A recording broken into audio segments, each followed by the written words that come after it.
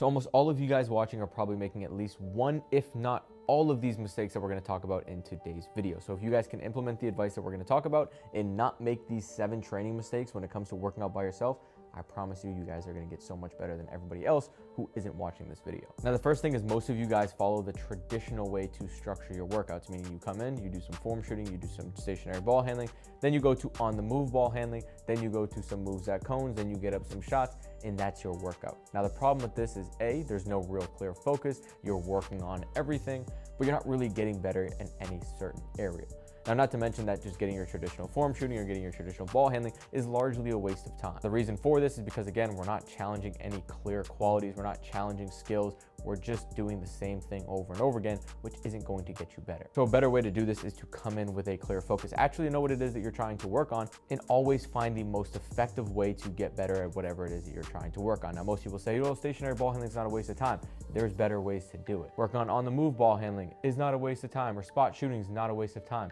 But there's always better ways to do that. So if you guys want to be somebody who's on the cutting edge and improving at a faster rate than everybody, you always need to be optimizing for what's the best use of your current time and based on where you guys are at. So I'm not going to dive too deep on how we can structure this. I have multiple other videos. I'll probably link one up here so you guys can dive a little bit more into that. But that is your first mistake that most of you guys are making. Now, the second thing is your workouts are way too structured. So making a specific move at a cone at a certain spot and then getting into a certain finish or getting into a certain footwork or into a certain shot. There's no real room for creativity or for freedom. And this is what oftentimes turns players into robots. Maybe that's one of you guys where you guys are just super stiff. You know, you're in a game, you don't really know what to do because you're not allowing yourself any freedom within your workouts.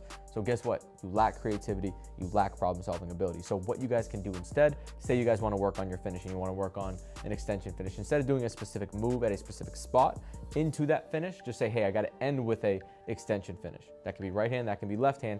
Allow some flow, allow some freedom, allow for some creativity. Maybe the first rep I go between behind and then I push cross, get downhill, get into that one. Then I get my rebound, I just go right back out. Maybe I'm going to a different spot. So this also is gonna enhance the workout because we're getting a little bit of repetition without repetition, getting some variability. Again, that's neither here nor there. And then now I get into a different move. So I'm working on something different. I'm just kind of allowing myself to go with the flow and change it up, going from different angles. I'm allowing some freedom. Hey, I just have to get into that. Maybe I go attack, change the speed, then I go. Maybe I go stop move, push cross, boom. This allows you to use your imagination a little bit. Also visualize the game. So as opposed to just being a robot and doing, okay, I'm gonna do this, I'm gonna do this, I'm gonna do this. Allow yourself some freedom. Allow yourself to say, hey, this is the end goal. This is what I wanna work on, but everything around that, give yourself that freedom to have creativity, to experiment, and to try different things. Now, the third thing is most of you guys are all training at one speed. That's either full speed or that's either half speed. You guys are going through the motions, just getting up shots. It's all just kind of the same monotonous speed. Or you guys are just going super hard and going full speed, but you're not necessarily going game speed. There's a difference between game speed and going full speed. So say you guys are working on coming off a pick and roll, or even you're just working on ball handling, as opposed to just pounding the shit out of the ball, going one full speed, work on the speed that you're actually gonna use in a game. Maybe it's quick, quick, slow. Work on being able to go slow and then into quick. Being able to really transition between these speeds. Same thing going downhill to the rim or getting into shots. Maybe you take one quick dribble, slow down, rise up, look away, boom, now I'm getting into another dribble, getting into my pull-up. If you're not properly training at the speeds that you're gonna be playing at in games, it's gonna be very tough to execute when the game does come. So we just wanna make sure the speeds that we're training at accurately represent what we're gonna be doing in games. So it doesn't always need to be 100 miles an hour, but just needs to be an accurate representation of how we're going to use our speed and our skills in the context of the actual game. Now, the fourth one is you guys are training at very unrealistic angles. Now, this is probably one of the biggest ones that makes your training not game-like. So you're going game speed, getting up game shots at game spots, right? But it's not really realistic, right? Say you're getting into a one dribble pull-up. Most of you guys are just going straight. You're never gonna really get that in a game unless it's a complete blow by where you shot fake, guy goes completely by you.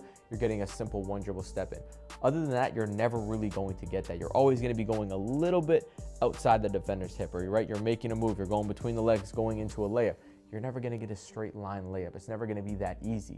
So again, that's not really realistic to what's gonna actually happen in a game. So therefore, you're not preparing yourself for the actual game. So going between, you're gonna have to go outside of the defense's hips. You're gonna have to take a curvilinear angle, and then you're gonna have to get to the rim. You're going to the rim, you're finishing at these perfect angles, and then it's not like that in the game, and you guys wonder why your skills are not transferring. So if you want to have these skills transfer over to games, we just need to make sure our training angles are properly representative to what's going to happen in a game. Again, you're getting into pull-ups, more times than not, it's going to be at somewhat of a curved angle. You're getting downhill to the rim, somewhat of a curved angle. You're working on layups, you're not always going to be able to jump straight towards the rim. Maybe you have to kind of jump away from the rim. Maybe your body's falling away and you're kind of falling out of bounds. That's going to be more realistic than just getting these straight line drives, getting these straight line pull-ups. It's just not going to be realistic to what you're actually going to see in a game. So point number 5 is using your breaks effectively, which I'm sure almost none of you guys are doing. As soon as you guys have a break, boom, straight to your phone. 2-minute break turns to a 15-minute break. And again, you lose focus, you lose momentum. So if you want to use your breaks effectively, yes, first off, we should be getting breaks throughout the workout. I would say every 15 to 20 minutes, a quick 1 to 2 minute break is going to be effective, not only to just give yourself a break to kind of catch your breath, to get a drink. That's going to help you kind of be a little bit more focused during the workout, go harder, get more out of those reps. But during that break, again, you guys are going on your phone, turns into a 15-minute break, you lose momentum. During that break is a great time for your brain to start to reflect, learn, and problem solve everything that you were just struggling with in the workout. So that's a chance for you to start learning and reflecting. And if you break that chance by just going on your phone, you're eliminating a chance for you to get better and to learn and to kind of retain a lot of the information that you were just going through. So again, 2 to 3 breaks during the workout, completely fine. Try the best that you guys can. Don't use your phone during the workout. Even for the first 5 to 10 minutes after your workout, I would suggest not using your phone. And again, that's just going to help the retention process, help you guys retain all the information, the skills, the problem solving that you guys will work on during the actual workout. Now, number 6, which kind of goes into a couple of the other points, is your workouts are way too repetitive. You're doing the same exact thing over and over and over again, and you guys wonder why you're not getting better. Like, to kind of tie back to the studying example. Just like if I asked you what's 7 times 7, okay, first time you get it right, I ask you 7 times 7, 7 times, you no longer have to think about it. So it's the same thing with spot shooting. You're doing spot shooting, you're working on the same thing. Once you do it once, it's the same thing. It's just repetitive. You can just turn your brain off. Okay, boom, you just keep repeating the same thing. That's not how you get better. You get better just like how when you're studying, you're gonna use flashcards. Okay, I don't know what's coming next. Every single question is a challenge. Okay, now I have to revisit a question that I got wrong 5 minutes ago. Boom, that's gonna put you a lot more of a state of actually struggling through things, problem solving, figuring it out, and actually learning. So you guys doing the same thing over and over again isn't getting you better. Just like how when I was saying, okay, your workouts are too structured, it's the same thing. Okay, we're going same move, same spot, it's same exact way every time. When in reality, okay, we can work on our scoop finishes or our hook finishes, but let's just change up the angle. Let's just change up where we're approaching from. Maybe we go boom here, and then I get the rebound and I space out 3, and then okay, I can get back into it. That's just gonna break up the repetitiveness, which is gonna help you guys, again, transfer your skills from practice to a game, which is exactly where most of you guys struggle, again, partially because you're just too damn repetitive. So as much as you want to believe just pure reps is what's going to get you better, it's how those reps are executed. And as I always suggest in all of my videos, break those reps up, have variability, don't do the same thing twice in a row. That's a general rule for all of your workouts. If you guys can follow that rule, it's as simple as that. Don't repeat the same thing twice in a row. If you're doing spot shooting or you want to work on your shot, cool, do a spot shot, then get into something else, then come back to that spot, then do something different and come back. Again, it's as simple as that. That's only going to enhance your workouts, even just a little bit over the long term. It's going to make a big, big difference. Now, the last one, point blank, most of you guys are in the gym for way too damn long. You're in the gym for 4, 5, 6 hours. You leave the gym still feeling like you didn't get anything done, because for most of you guys, you didn't.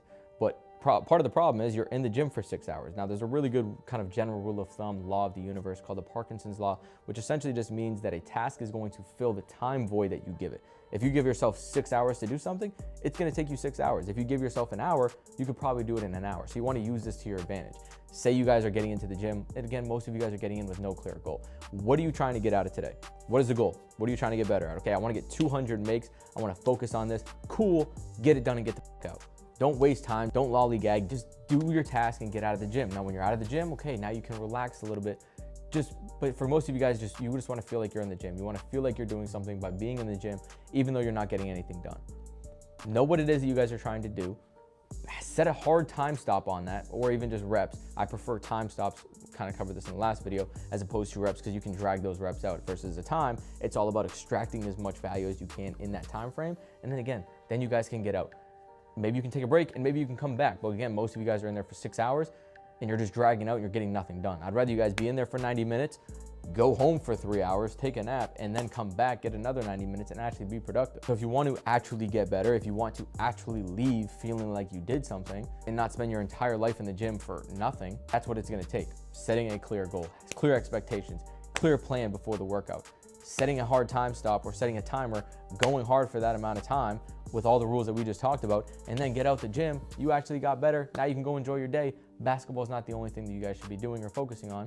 And having a life to some degree outside of basketball is just gonna take a lot of the pressure off you so you can perform better and actually enjoy the game of basketball, which is why you guys are playing in the first place. So hopefully this helped you guys. If it did, share this with a friend that needs to hear it. And with that said, we'll see you guys in the next video soon. Peace.